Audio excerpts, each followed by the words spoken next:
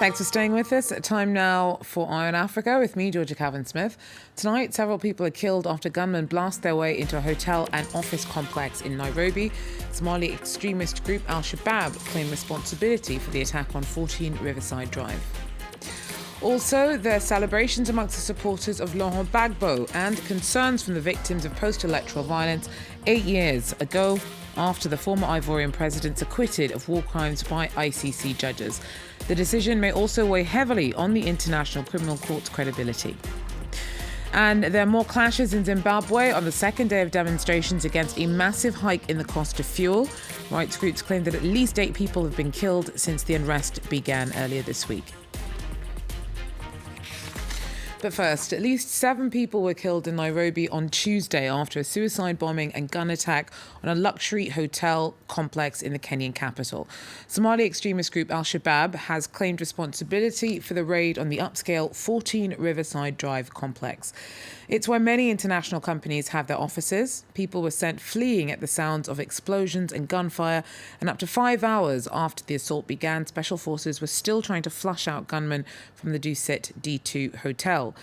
Shots were even heard a few minutes before midnight. However, the Interior Minister has said that all the buildings involved have been secured. Carolyn Thompson tells us more. He is saying that the situation is now contained, and he is telling Kenyans that the situation is calm and that the country is safe. Now, that said, he did not say anything about the situation of the perpetrators. So we don't know whether or not those people have been arrested, whether they have been killed in altercations with the police, or whether they have escaped. And as well, he did not speak to whether or not they have been able to rescue all of the people who are inside, or the numbers of victims. Now, we have heard a number of the people who've been killed, but some people are concerned that there could be more, and there are a lot of families who are still waiting on news of their loved ones. And so there are a lot of people waiting for more information as the situation remains ongoing. Caroline Thompson there for us in Nairobi. Now, security forces spent hours evacuating workers from the site. Staff at Control Risks Consultants were amongst those caught up in the violence. Earlier, I spoke to Daniel Heel. He is their senior partner for East Africa. As stated, we control risks. Our regional office for East Africa is based in 14 Riverside Drive, the complex that was attacked. And just after 3:30 this afternoon, we heard the first explosion and gunfire, and it was immediately apparent this was a large-scale attack. And actually being able to view gunmen walking through the complex and heading towards the international hotel, we soon realised that this was a very serious incident. Just on the numbers of deaths there, as mentioned, I think it's been reported single figures at the moment, but that's likely to rise in our opinion. Now, Al-Shabaab's claimed responsibility for this particular attack. Is there any reason why they might have attacked that specific site? I think it's worth quickly looking backwards, and there's been no successful terrorist attack in Nairobi itself since the Westgate attacks in 2013. There may have been attempted attacks and ongoing potential incidents, but nothing that's been successful.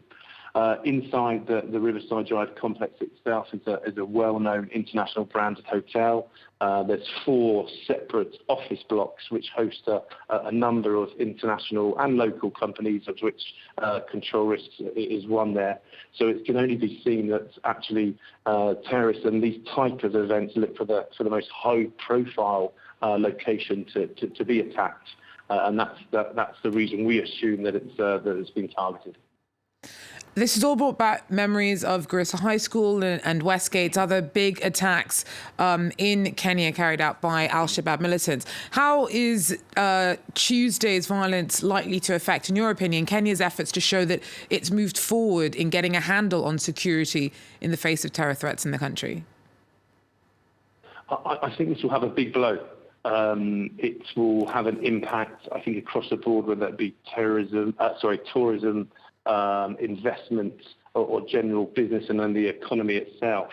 It will be seen, depending on the identification of the attackers, their training, their backing, and so on, and actually whether they assail from Somalia or from within inside Kenya itself.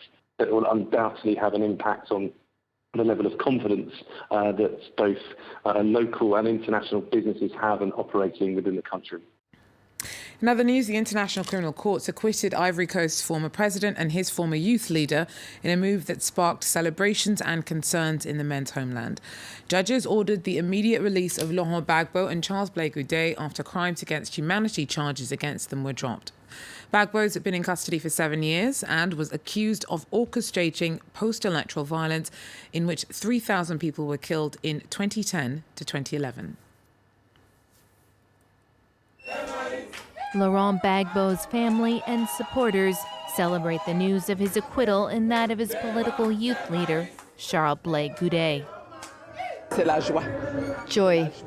It's joy, because justice has been re-established.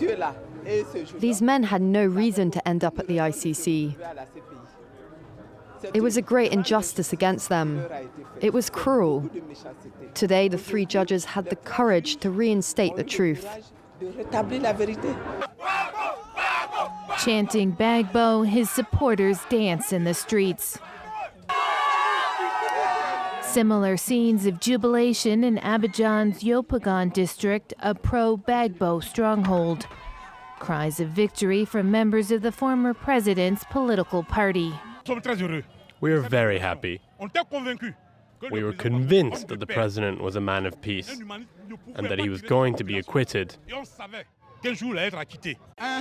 Just a feeling of joy and satisfaction. Justice has been restored in Ivory Coast. Gbagbo and Blé Goudet stood trial at the International Criminal Court, charged with crimes against humanity and war crimes related to atrocities carried out after the 2010 presidential election. The decision to acquit has been a blow to victims of the post-election violence. Our parents are dead, and there are so many victims. Many women were raped, and he's the one who killed our parents, who hurt me. I was injured under his regime. I don't agree with his release. Back in Ivory Coast, Gbagbo is still facing a 20-year jail sentence for economic crimes imposed by an Ivorian court last year. Well, Frank Hersey was following the case for us from Abidjan. He tells us more about what's in store for Gbagbo. While Gbagbo's supporters continue to celebrate, the next steps are not yet clear. Tuesday's hearing was adjourned after the acquittal verdict was given. On Wednesday, it will resume when we'll find out whether or not the prosecution wishes to lodge an appeal. That'll give us an indication as to how soon Gbagbo and Blé Goudet could be freed. However, we still don't know yet when or if they'll return to Ivory Coast. Gbagbo himself has a 20-year sentence awaiting him after he was convicted in absentia for economic crimes during the 2010-11 crisis. Effectively, he robbed banks to the tune of 500 million euros. We don't know whether these sentences still hold or whether he'll try to have some sort of deal or assurances in place before boarding a plane home. The next steps for victims of the violence of the crisis are also not yet clear. They fear that they'll be further overlooked should Gbagbo return and the reconciliation efforts in the country continue at only a political level. They fear it'll make it even harder to seek justice and reparations. Looking beyond Ivory Coast, the ICC itself is coming under pressure after this acquittal verdict.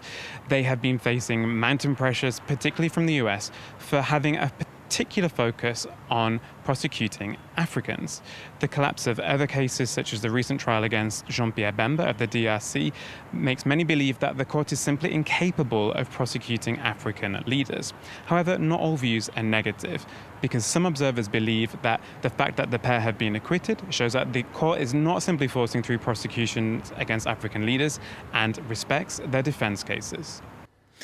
Police in Harare clashed with protesters during their second day of demonstrations against a 150% hike in the price of fuel. Rights groups say that at least 8 people were killed on Monday when security forces fired on crowds. Brian Quinn has more. On the outskirts of Harare Tuesday, continuing unrest. One day after protests turned deadly, the Zimbabwean army once again dispersed demonstrators angry over the country's disintegrating economy. Across most of the capital, however, an eerie calm as banks, schools, and businesses stayed shut on the second of a 3-day general strike called by the Zimbabwe Congress of Trade Unions. The people of Zimbabwe have spoken. It's a non-caring government. It's non-concerned about our life. It's just a government of looting. Police say 3 people, including 1 officer, died in Monday's unrest. The protests were sparked by an announcement from President Emerson Mnangagwa over the weekend that fuel prices would be nearly doubled following months of shortages. In an effort to calm the population, the country's labor minister says public workers will get a monthly supplement of 5 to 23% of their salaries from January to March as wage negotiations with unions continue. Zimbabwe is in the midst of its worst economic crisis in a decade. The country faces a severe shortage of foreign currency, skyrocketing inflation, and persistent high unemployment. Well, that's it for Eye on Africa for now. Thanks very much for joining us. Do so again if you can. Take care.